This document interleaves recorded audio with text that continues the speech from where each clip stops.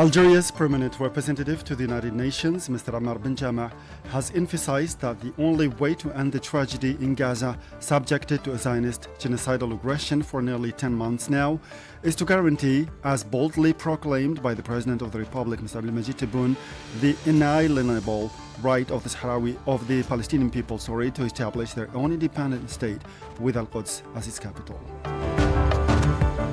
The Israeli army has pursued its bombardment of the southern area of Khan Yunis in the southern part of the Gaza Strip, killing scores of Palestinians. And the Polisario Front's lawyer, Gilles Devers, has stressed that the French government's decision to support the Moroccan autonomy plan for Western Sahara is obsolete and cannot legally bind France, since it is taken by government managing current affairs. Those were the headlines, and now the news in detail from Radio Algeria International. Good afternoon. First, the Minister of War Veterans and Right Holders has paid his respect in Hanoi, Vietnam, to the 15 Algerian journalists who died in the crash of their plane while covering the visit of the late President of the Republic, Houari Boumediene, to the Socialist Republic of Vietnam. Entrusted by the President of the Republic, Mr. Abdelmajid Tebboune, the Minister of War Veterans and Right Holders, Al-Eider Biga, attended the funeral of the former Vietnamese President and Secretary General of the Central Committee of the Communist Party of Vietnam, Nguyen Phu Trong. Mr. Biga also visited the historic site of the House of General Giap, a friend of the Algerian Revolution, where he received exhaustive explanations from the son of the deceased about his father's career and the great respect he had for Algeria and its valiant people who fought for freedom and independence.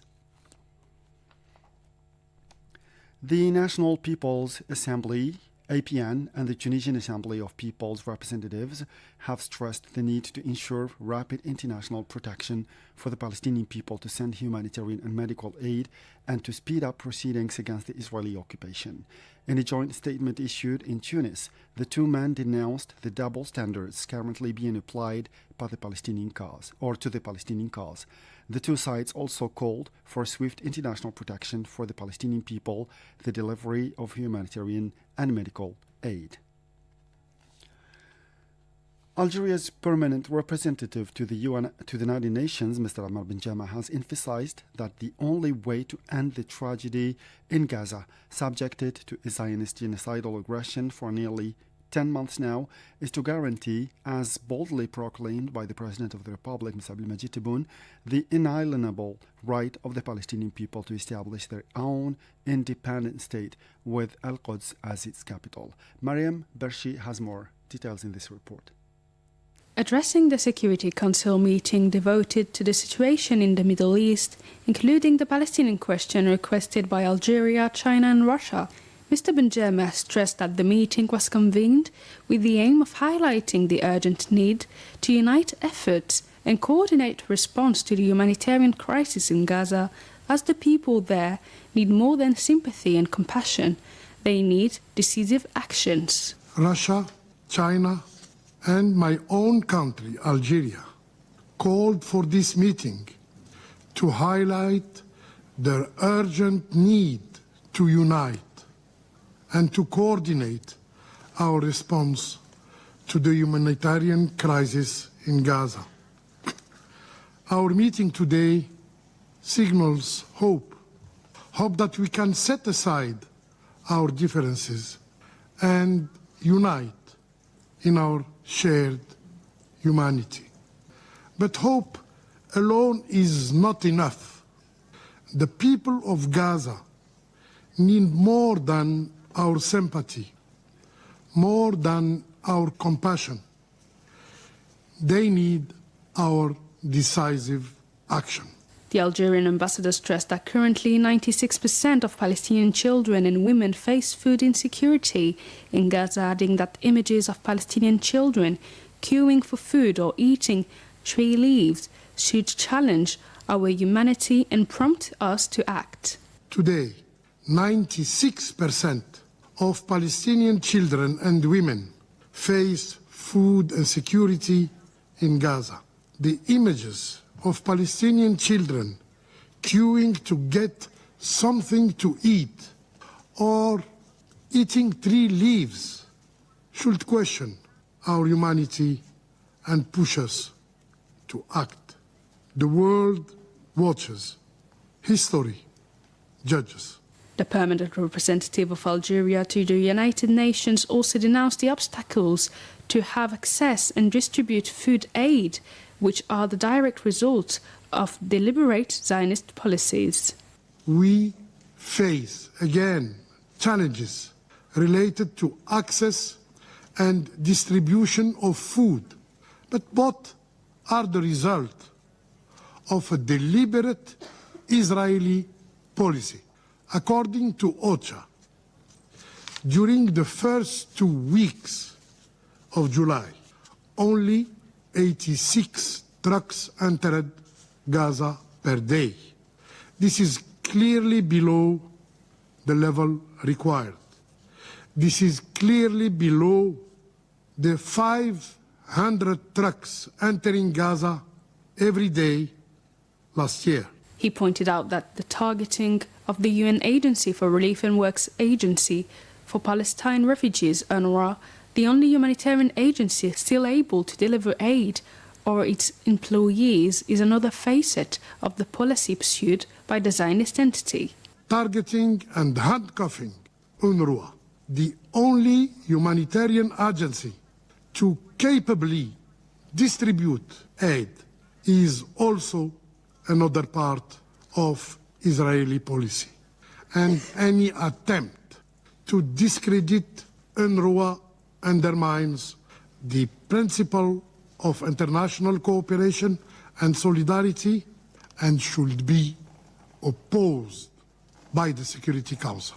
Reacting to the advisory opinion of the International Court of Justice, ICJ, Mr. Benjaba stressed that it was a glimmer of hope and a step towards a lasting solution to the crisis in the Middle East.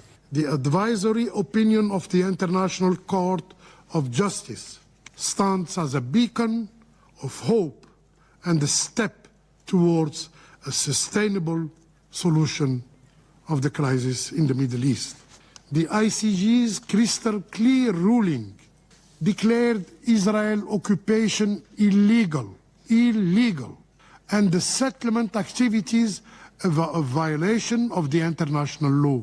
Meanwhile, the Islamic resistance movement Hamas affirmed that the statement of the permanent representative of Algeria to the United Nations, Hamar Benjameh, before the UN Security Council expresses the very essence of the role requested from the international community for more than 10 months, during which the Zionist occupation army has disregarded all international laws and customs and humanitarian values.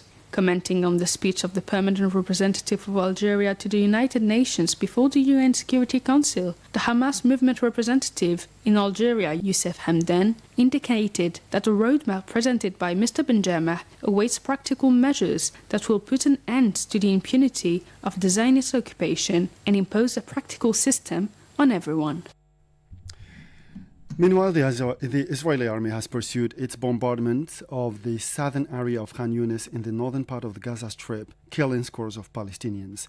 Palestinian sources said that at least 30 people were killed today in airstrikes that hit a school in Deir al-Balah, raising to 170 the number of Palestinians killed for the past 6 days. This came as the Israeli army ordered the evacuation of the area ahead of operations to be launched in Khan Yunis. The 10-month-long attacks launched by the Israeli army on Gaza have so far killed over 39,275 Palestinians and wounded thousands of others.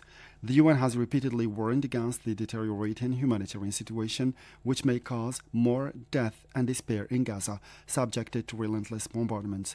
In this respect, the representative of the Observer State of Palestine, Riyad Mansour, warned against the dangers posed to the delivery of aid and pointed out to the resentment campaign waged notably against UNRWA. Mr. President, allow me at the outset to thank you, Russia, Algeria, and China for convening this meeting. Allow me also to thank the briefers and through them the humanitarian community. Humanitarians in Palestine are trying to deliver on their noble mission in impossible circumstances and at the peril of their life. Our support should match their courage. UNRWA remains under attack. The baseless and shameless terrorism charge against a UN humanitarian agency are no longer a talking point, but a license to kill.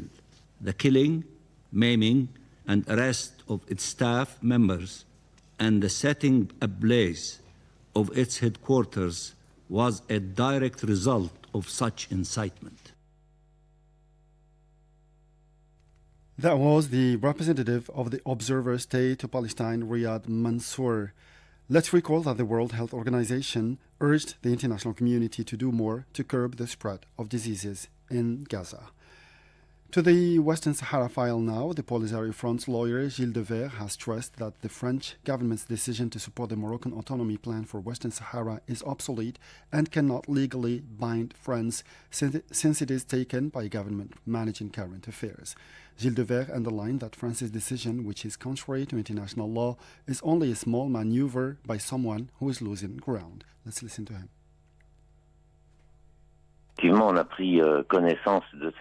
As a matter of fact, we have taken note of this statement with a little bit of surprise and a lot of dismay, because the first and clearest point is that it runs counter international law without a shadow of doubt. The registration on the list of non-autonomous territories show that the Sahrawi territory is distinct and separate, and the Sahrawi people has never relinquished its sovereignty, and there is no decision recognizing any sovereignty of Morocco on the territory. It is an illusion. It's overtly against the international law, which is based on the logic of two distinct and separate territories, as it is a colonization process. It's worth recalling that Algeria expressed its deep regret and strong condemnation regarding the French government's decision to recognize Morocco's autonomy plan for Western Sahara.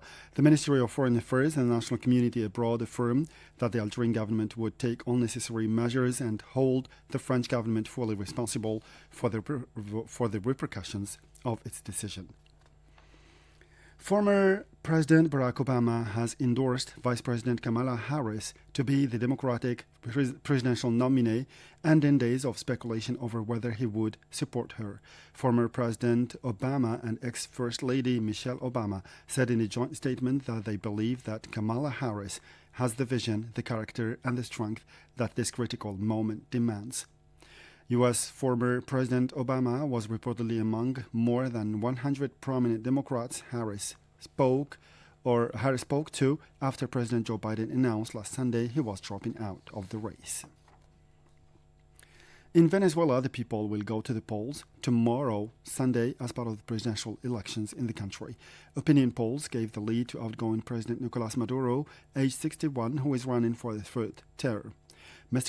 President Maduro, who succeeded former President Hugo Chavez, is facing opposition candidate diplomat Edmundo González Urrutia. And following the landslides caused by heavy rains that hit the remote Ethiopian area of Kencho, Sacha, Gozdiwich, killed at least 257 people. 3 days of national mourning starting today has been declared. As aid begins to arrive, the search for bodies swallowed up by torrents of red clay last Monday continues, while distraught survivors bury their relatives killed in the disaster. According to the UN humanitarian agency OCHA, it is the deadliest landslide ever recorded in the country. And the opening ceremony of the Paris 2024 Olympic Games, scheduled from July 26 to August 11th, took place on the banks of the Seine in the presence of 206 delegations, including the Algerian one. The Algerian delegation, made up of around 46 athletes, The Algerian delegation, made up of around 46 people, including athletes, coaches, and officials, appeared on the Seine in sixth place after those of Greece, the refugee team, Afghanistan, South Africa, and Albania. Led by the flag bearers, judoka Amina Belqadi and Yasser Mohammed Tahar Triki, the Algerian delegation, which shared its boat with those of Albania and Germany, was greeted as it passed in front of the official stand by the Minister of Youth and Sports, Mr. Abdurrahman Hamad. Algeria will be represented in this edition of the Olympic Games by 46 athletes in 15 disciplines. 6 Algerian athletes are competing today in 4 disciplines: badminton, shooting sports, canoeing, kayaking and rowing. 326,000 spectators attended the opening ceremony of the Paris Olympics. With this, we come to the end of this news bulletin. Time now for our weekly program with our colleague Hannah Dalil.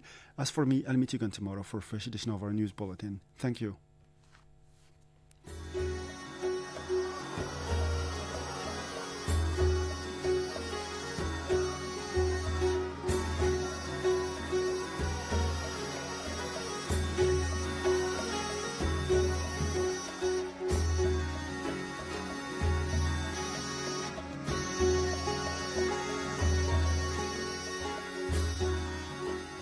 Hello and welcome to Discover Algeria, a weekly program in which we'll let you discover or know more about the Algerian heritage. Today we'll go back to the Roman period in Algeria to speak about a man of Berber origin born here in a Berber and later a Roman town called Teddis, now the municipality